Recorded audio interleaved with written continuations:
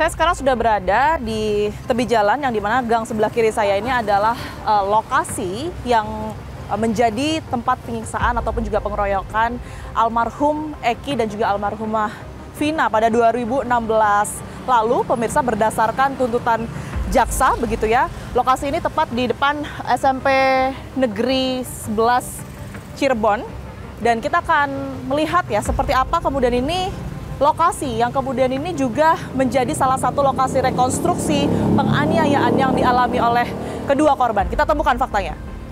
Ya, jadi sebenarnya nggak terlalu jauh dari jalan raya di belokan atau di gang tempat saya berdiri tadi.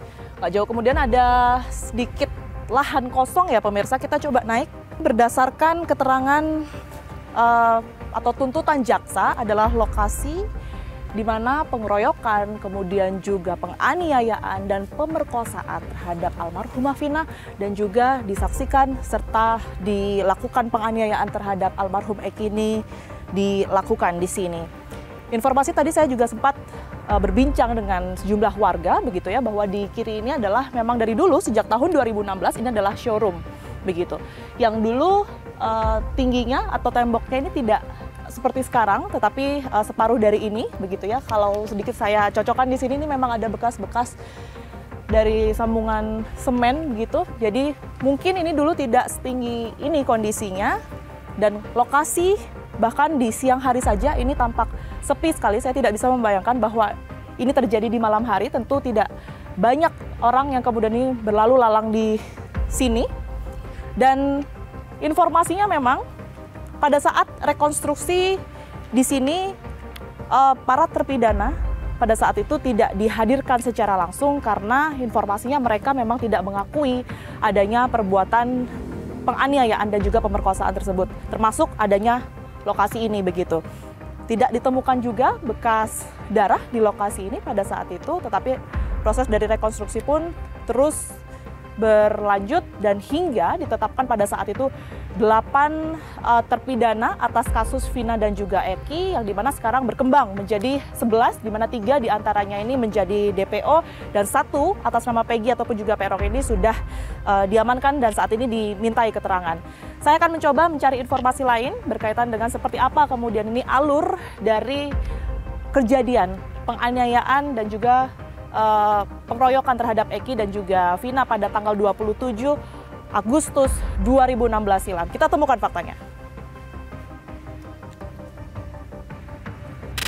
Kali ini saya akan datang mengunjungi dan juga menemui keluarga almarhumah Vina untuk mendengar secara langsung seperti apa suara keluarga berkaitan dengan 3 DPO dan salah satu diantaranya ini sudah diamankan polisi atas nama Peggy alias Perong. Kita temukan faktanya. Ya, saya sudah di rumah almarhumah Vina saat ini pemirsa. Dari awal tapi Mbak, sejak kasus ini ada di tahun 2016, 3 DPO ini memang sudah diperdengarkan ke keluarga ya? Tahu dari awal kasus ya, tahu dari awal kasus dan memang disebutkan pada saat di persidangan. Nama-namanya juga? Nama-namanya juga disebutkan. Tapi kalau mohon maaf ya Mbak, kalau dengan almarhum Eki ini memang sepengetahuan keluarga ya bahwa Vina ini punya teman dekat, Eki kalau gitu. Sama Eki itu antara keluarga sudah saling kenal, makanya kan memang sudah ada keinginan, maksudnya kayak nanti nih selesai sekolah sudah mau tunangan gitu. Itu sudah ada rencana ya, iya. Sudah ada rencana mau tunangan itu kalau sudah selesai sekolah. Dan keluarga sendiri juga nggak tahu menahu atau mungkin bahkan tahu sedikit mengenai pergaulan Eki, apakah mungkin pernah terlibat permasalahan dengan geng motor sebelumnya? Kalau itu saya kurang tahu ya, cuman saya sempat yang saya tahu itu dia memang ikut punya geng perkumpulan. Tapi yang bukan saya tahu. geng motor? Kurang tahu juga ya. Okay. Saya cuma tahu dia punya perkumpulan gitu. Pada saat kejadian Mbak, mohon maaf sebelumnya, pada saat kejadian ini Vina ini posisinya kelas berapa? Atau masih sekolah kah atau seperti apa ya? Yang saya ingat ya, yang saya ingat itu dia itu masih sekolah sebenarnya, cuman karena kasus yaitu yang saya tadi bilang Mbak, karena dia dibully, dia minta pindah sekolah, jadi masih dalam proses pemindahan waktu itu.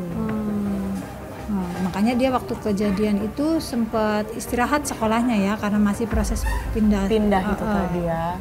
Soalnya ini kan menjawab pertanyaan publik juga ya Mbak ya, berkaitan dengan sebenarnya aktivitas Linda pada saat itu tuh apa, karena juga membantah jawabannya Mbak Marliana ini mengenai jaket yang sempat digunakan Linda begitu ya, jaket geng motor yang kemudian sempat digunakan Linda. Itu ada yang bilang katanya jaket adik saya punya jaket, adik saya nggak pernah punya jaket, itu jaket cowoknya, jaketnya almarhum Eki. Iya.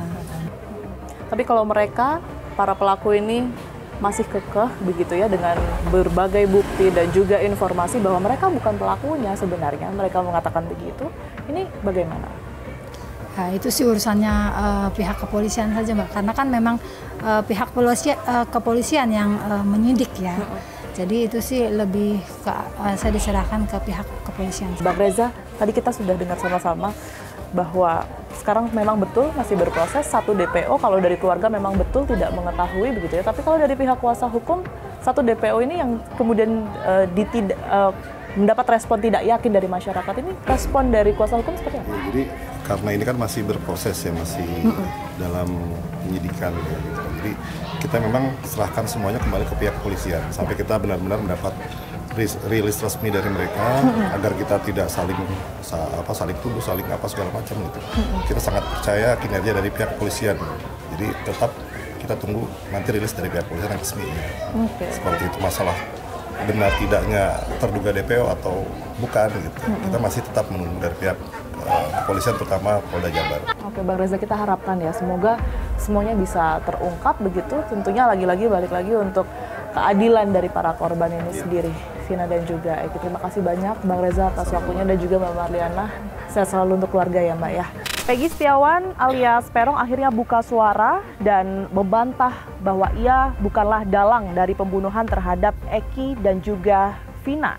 Perbedaan usia hingga alamat dengan data yang ada di DPO pun menjadi tanda tanya. Meski begitu, pihak kepolisian pun tetap merilis Peggy sebagai pembunuh dari Eki dan juga Vina.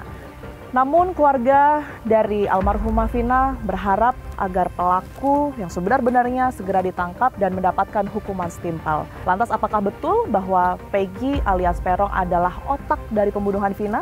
Saksikan terus Fakta setiap hari Senin pukul 20 waktu Indonesia Barat hanya di TV One.